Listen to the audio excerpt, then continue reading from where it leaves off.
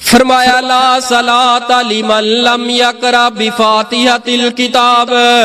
میت والا گھر او دے اندر جس وقت جانا ہے خاموشی دے نال بیٹھے رہنا ہے، اوتے عبرت حاصل کرنی ہے، وقت آنا ہے جویں اے سو کر رہے نے، اے پریشان ہے، وقت آنا ہے میں دنیا تو چلا جاواں گا، میری ماں پریشان ہوئے گی، میرا باپ پریشان ہوئے گا، میرے بچے یتیم ہو جان گے، بچیاں یتیم ہو جان گیاں، لیکن ساڈا انداز پوڑی تے بیٹھے ہاں وی گالاں بکی جانے ہاں۔ او دی بہنوں تیری بہنوں بعض بندیاں دی منہ دے نا زبان تے گال انج پکی ہے کہ جویں بندے نے تالا لا کے نا گال نو تے او پکی کھوئی دا جڑا سب نو ڈونگا کھو اوتے چابی تالے دی سٹ چھڑی بھی اے نہ تالا کھلے تے نہ زبان تو گال لتھے، پھوڑی تے بیٹھے گالا کڈی جاندے، پھوڑی تے بیٹھے آ ساریاں گلاں دنیا داری دیاں کیتی جانے ہیں، جبکہ اوتھے بیٹھ کے اللہ توبہ کرو، اوتھے عبرت حاصل کرو۔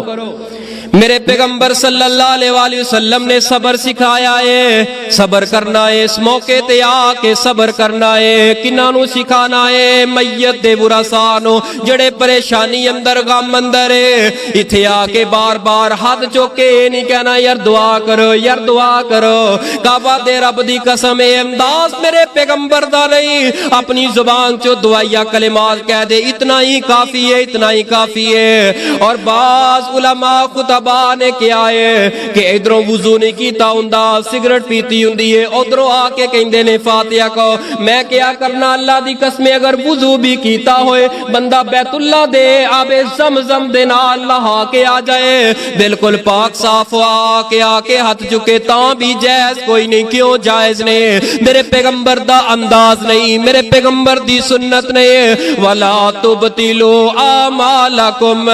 جدو اے ریڈ لائن کراس کرو گے تواڈے سارے دے سارے اعمال تے نیکیاں برباد ہو جان گیا۔ اپنے اعمال دی حفاظت کرنا چاہندے ہو، سنت آؤ، سنت نو سمجھو، سنت نو پڑھو، سنت نو فالو کرو، چھوڑ دے وہ سارے اختلافات، حدیث پڑھتے جاؤ، او دے تے عمل کرتے جاؤ۔